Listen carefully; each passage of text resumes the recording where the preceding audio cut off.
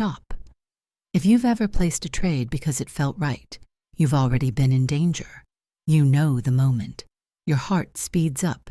Your gut says, this is the one, and somehow those are the trades that hurt the most. Here's the uncomfortable truth. The stronger the feeling, the worse your edge usually is. Most traders think confidence means opportunity. It doesn't. Often, it's a warning signal your brain is about to sabotage your account. In the next few minutes, you'll learn how to spot the exact emotional trap that destroys profitable traders and the simple shift that keeps you out of it. Miss this, and your feelings will keep picking your losing trades. You felt this before, that quiet pull in your gut when the market starts moving. The tape begins to tick faster. The candles stretch, and something inside you whispers, now, this is the moment. I've known that feeling. Every trader who has lasted more than a season has known it. But let me tell you something plainly. The way the market taught it to me. When a trade feels urgent, it is usually dangerous. You see, the market does not pay you for being excited. It does not reward courage for its own sake. It pays only for being right, and being right at the right time. How many times have you watched a chart, felt that surge of certainty, and jumped in only to see the price turn the other way? Be honest with yourself. It happens more often than most care to admit. The trouble is not the market. The trouble is the human element. Your feelings are built for survival in the wild, not for survival in speculation. The same instinct that tells you to run from danger or chase opportunity is the one that gets traders into trouble. When the price runs quickly, your pulse follows it. When the crowd grows loud, your judgment grows quiet. Have you noticed that? In my day, we read the tape. Today, you read charts. But the principle hasn't changed by a single tick. The market moves on supply and demand, not on how strongly you feel about a setup. A chart does not care about your hopes. A trend does not bend for your confidence. The only thing that matters is whether the conditions are truly in your favor. Most beginners believe their problem is knowledge. They think if they learn one more pattern, one more indicator, one more clever trick, the money will come. But the market has a way of humbling that kind of thinking because the real enemy is not ignorance. It is impatience dressed up as conviction. Tell me, have you ever entered early because you didn't want to miss the move? That right there is the feeling I'm talking about. The market has a peculiar habit. The more a trade feels like you must take it immediately, the more likely it is that you are being pulled by emotion instead of evidence.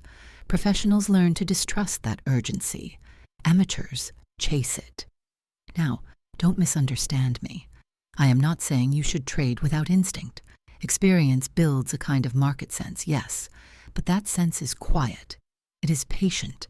It does not pound on your chest, demanding action. When you truly see a proper setup, one that aligns with the trend, the structure, the volume, it feels almost boring. Did you know that the big money is rarely made in moments of excitement? It is made in moments of clarity. When I made my best trades, I was not trembling with anticipation. I was calm. The market had already shown its hand. All I had to do was wait for the proper point and place my bet. That is a very different state of mind from the fever most traders operate in. You must learn to separate the two. Look at your charts carefully. When price makes a sharp emotional move, wide candles, sudden spikes, what usually follows? More often than not, you get a pause, a pullback, or a shakeout. Yet, what do most traders do in that moment? They feel the move slipping away, and they jump in late. The market feeds on that behavior. The crowd buys excitement. The professional buys structure. There is also the matter of money management, which too many treat as an afterthought. Feelings grow louder when your position size is too large. Ever notice how calm you are with a small position, and how emotional you become when the size is heavy? That is no accident. Oversized positions amplify fear and greed until good judgment cannot breathe. A trader who cannot control size cannot control emotion. An emotion left unchecked will lead you to do the very things that destroy accounts, cutting winners short, letting losers grow, chasing breakouts that are already extended, and abandoning sound plans the moment pressure appears. The market has no mercy for that kind of behavior. Never has, never will. You must build a different habit. Before every trade, ask yourself a simple question. Am I acting on evidence or on feeling? That question alone can save you a great deal of money over the years, because evidence is visible on the chart. In trend direction, support and resistance, volume behavior, and market context. Feelings, on the other hand, live only in your head. Which one do you think is more reliable? Wealth in speculation is not built on frequent action. It is built on selective action. The great operators, the ones who lasted, were not the busiest traders. They were the most patient. They waited for conditions that justified risk. They sat on their hands when the market was unclear. And when they did act, they acted with purpose, not impulse. That is the money mindset you must cultivate. Your job is not to trade often. Your job is to trade well. And the first step toward that is learning to distrust the seductive pull of feeling, because the market has a way of making the wrong move feel urgent and the right move feel dull. If you do not understand that little trick, you will spend years wondering why your confidence so often appears right before a losing trade. Urgency in trading is one of the most dangerous signals a speculator can experience, and yet most men treat it as if it were an invitation. I learned long ago that when the market seems to demand immediate action, it is usually the trader's own emotions doing the shouting, not the opportunity itself. Think about the last time you felt that pressure. The price began to move quickly. Candles stretched. Volume picked up, and suddenly there was that familiar voice in your head. If you don't act now, you'll miss it. Have you noticed how persuasive that voice can be? The market has a clever way of creating emotional tension. Sharp moves attract attention. Attention creates crowd behavior, and crowd behavior creates urgency. But price movement alone is not a reason to trade. It never was. The tape or the chart as you read it today must show structure, confirmation, and proper timing. Without those, urgency is just noise dressed in expensive clothing. Many traders confuse speed with opportunity. They see a fast breakout and assume the smart money must already be involved. Sometimes that is true. Often it is not. Very often the fast move you are chasing is already mature, already extended, already ripe for a pause or reversal. But urgency blinds the eye. It narrows the trader's focus until all he can see is the fear of missing out. Have you ever bought a breakout that looked perfect in the moment only to watch it stall the very next candle? That is the emotional trap at work. You see, the professional does not hurry. He observes. He waits. He lets the market prove itself. Urgency belongs to the crowd because the crowd trades feelings. The seasoned operator trades evidence. There is a wide gulf between the two, though it may not seem so in the heat of the moment. One of the first lessons the market teaches, and it teaches it dearly, is that good opportunities rarely require panic. When conditions are truly favorable, the setup is usually clear, orderly, and patient. There is room to enter. There is structure to lean on. There is risk that can be defined. Urgency, on the other hand, usually appears when those elements are missing. Study your charts with a cool head, and you will begin to see this pattern repeat. Wide emotional candles often lead to consolidation. Climactic volume often precedes pullbacks. Sudden vertical moves frequently invite late buyers who provide liquidity for earlier, more patient operators. The market is not random in this behavior. It is human nature playing itself out through price. The difficulty, of course, is that knowledge alone does not quiet the emotional impulse. A man may understand perfectly well that he should wait and still feel the pressure to act. That is why trading is not merely a game of analysis. It is a test of self-command. Position size plays a larger role in this than most traders realize. When the size is too large, urgency becomes louder. Every tick feels personal. Every fluctuation feels important. But when the size is reasonable, the mind remains clearer. Decisions improve. Patience becomes possible. Have you ever noticed how much calmer you are when the risk is truly under control? That is no coincidence. The market punishes emotional haste in subtle ways. It rarely destroys the trader in one dramatic blow. Instead, it chips away. A late entry here, A premature exit there, a small loss taken out of frustration. Over time, these small emotional decisions compound into large financial damage. Many accounts are not blown up by one terrible trade. They are worn down by 100 urgent ones. The disciplined trader builds a habit of pause. When urgency appears, he does not automatically obey it. He questions it. He asks, what exactly has changed on the chart? Is this movement supported by structure? Is the trend aligned? Is my risk clearly defined?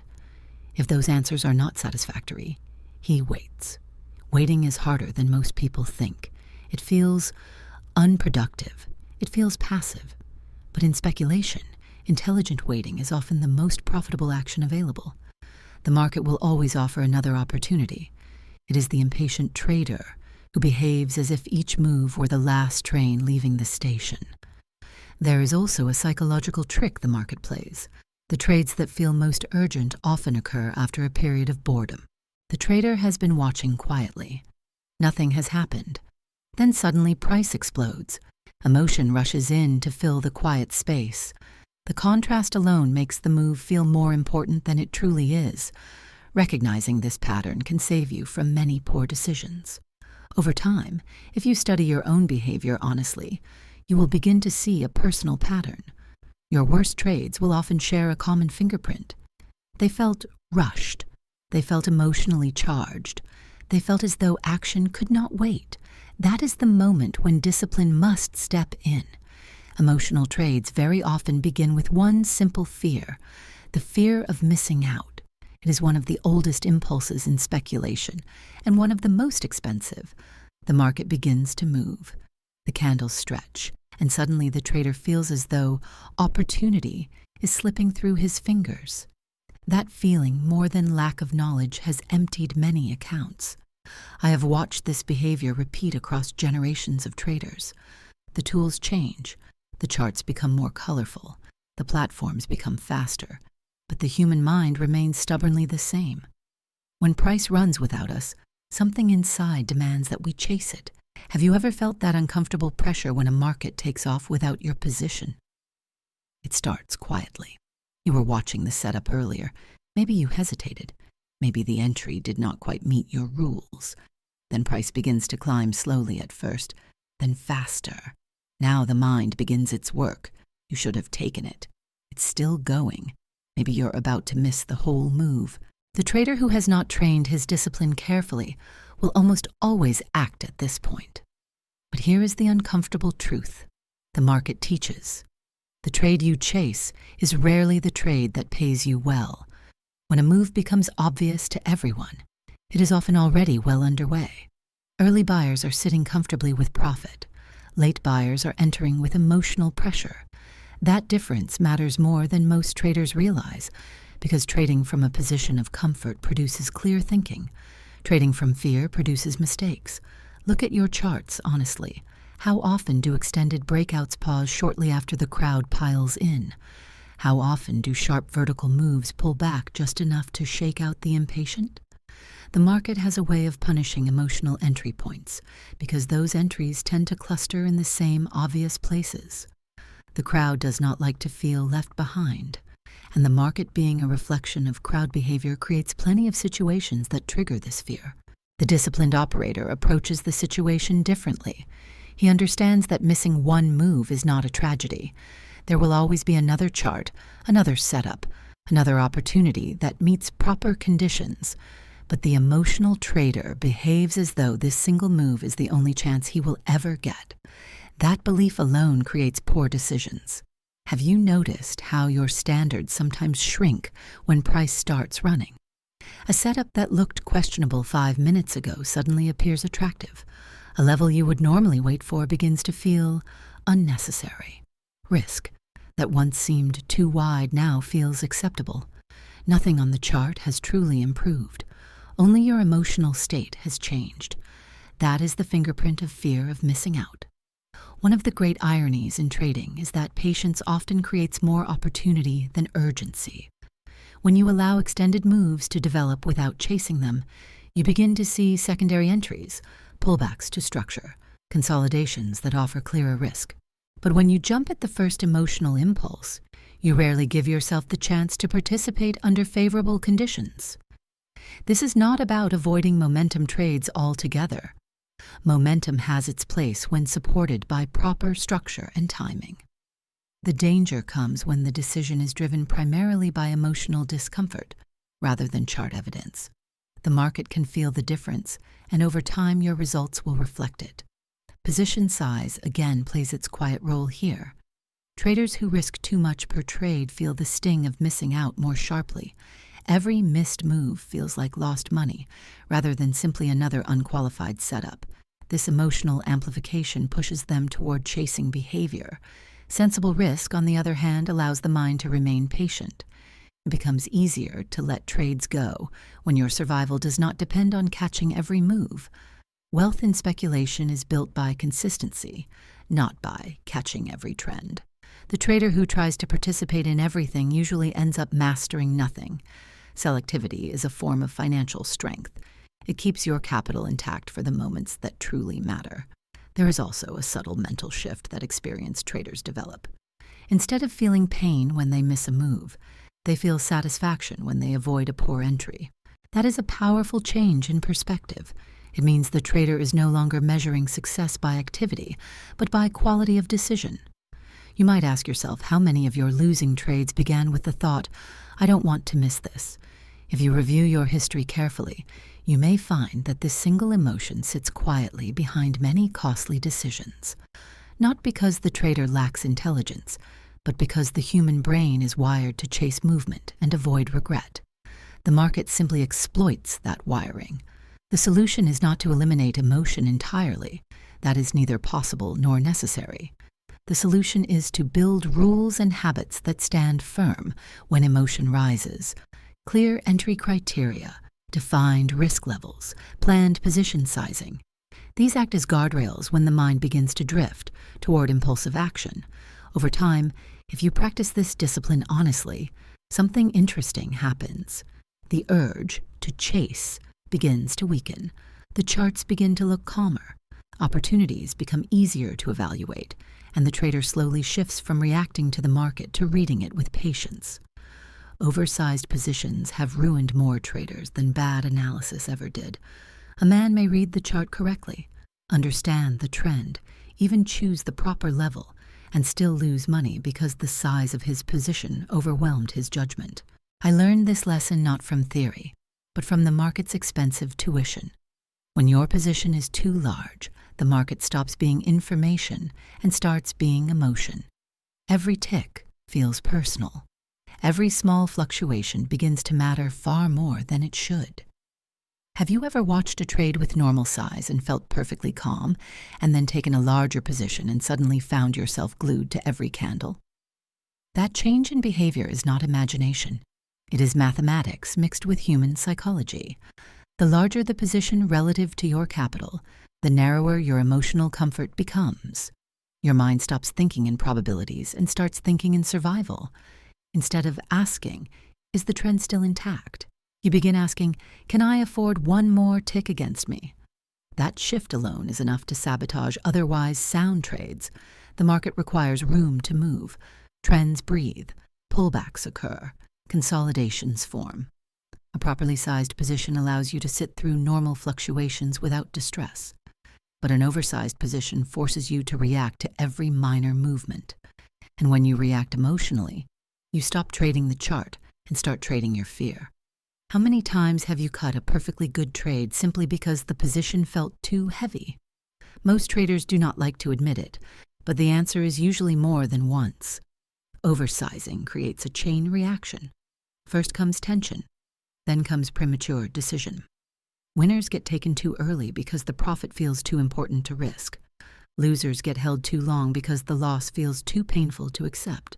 The trader becomes trapped between hope and fear, and neither one has any place in disciplined speculation. The experienced operator understands that survival comes first, not excitement, not speed, survival. Because only the trader who stays solvent long enough can take advantage of the market's larger opportunities. The man who swings too heavily too early rarely lasts long enough to see the bigger moves unfold. There is also a quieter danger that comes with large size: distorted perception. When the risk is too high, the trader begins to see what he wants to see on the chart. A weak level looks stronger. A shaky trend looks more convincing. The mind bends the evidence to justify the emotional exposure. Have you ever found yourself suddenly more confident in a trade after increasing your size? Confidence born from exposure is rarely trustworthy. The proper approach is almost boring in its simplicity. Risk small enough that you can think clearly. Small enough that a normal pullback does not disturb your judgment. Small enough that you can follow your plan without interference from fear. Most traders resist this advice because they are eager for faster gains. But the market has a way of punishing that impatience. Wealth in trading is built through steady compounding, not through emotional position swings. The large fortunes that lasted in speculation were rarely made by constant oversized bets. They were built by pressing harder only when conditions were clearly favorable and staying modest when uncertainty was high. Position sizing should always follow the quality of the setup, never the intensity of your feeling. Yet, the average trader often does the opposite. When excitement is high, size increases. When confidence drops, size shrinks. This is precisely backward. The market rewards consistency in risk, not emotional scaling. Study your own history carefully. You may notice that your worst decisions cluster around your largest positions. Not because the setup was necessarily poor, but because your emotional tolerance was exceeded. The trade became too important. And when a trade becomes too important, objectivity disappears. Another subtle effect of oversizing is impatience with time. Large positions make traders expect immediate results. If the trade does not move quickly in their favor, discomfort begins to build. But good trades often require time to develop. Consolidations form. Liquidity builds. Trends mature gradually. The trader who demands instant movement is often the trader who exits just before the real move begins. Patience and proper size are close companions in this business. There is a practical rule many seasoned operators quietly follow. If you cannot sleep comfortably with the position on, the size is too large. That simple test has saved many traders from unnecessary stress and costly mistakes, because the market will always test your emotional limits. You need not volunteer to lower them. The goal is not to avoid risk entirely. Risk is the price of opportunity, but risk must be controlled, measured, and consistent. When position size stays within reasonable bounds, the trader can focus on what truly matters: trends, structure, timing, and capital preservation. And over time, something interesting happens. When size is appropriate, discipline becomes easier. Decision M becomes calmer. The charts begin to look clearer. The trader stops reacting and starts observing. That shift alone separates many struggling traders from those who quietly build accounts year after year. The disciplined trader learns to question his feelings before he risks his capital. That habit alone separates many survivors from the hopeful crowd. The market does not care how strongly you believe in a trade. It does not reward conviction for its own sake. It rewards alignment with reality. And reality lives on the chart, not in your emotions. Feelings come quickly in this business, too quickly. A sharp candle appears and the pulse rises. A clean breakout forms and confidence swells. A small loss hits and doubt creeps in. These reactions are natural. They are human. But the disciplined trader treats them as signals to slow down, not speed up. Have you ever noticed how certain trades feel obvious in the moment and questionable in hindsight? That gap between feeling and fact is where most trading mistakes are born. The undisciplined operator moves first and thinks later. The disciplined one pauses. He asks himself a simple but powerful question. What is the chart actually telling me? Not what he hopes, not what he fears, what the evidence shows. This small moment of separation between emotion and action often makes the difference between a planned trade and an impulsive one. You must understand something important. Feelings in trading are not random. They tend to appear strongest at emotionally charged points in the market, near breakouts, near sharp reversals, near areas where the crowd becomes most active. That is precisely why they must be questioned. The moments that feel most compelling are often the moments where risk is least favorable. The chart, on the other hand, speaks quietly. It shows trend direction, support and resistance, consolidation, volume behavior. These are objective footprints of supply and demand. They do not shout. They simply exist for the trader patient enough to read them. Tell me, when you review your losing trades, how many were taken because the setup was perfectly clear, and how many were taken because the moment felt urgent. Most traders, if honest, will find the answer uncomfortable. Discipline in speculation is not about suppressing emotion entirely. That is neither possible nor desirable. Emotion provides awareness.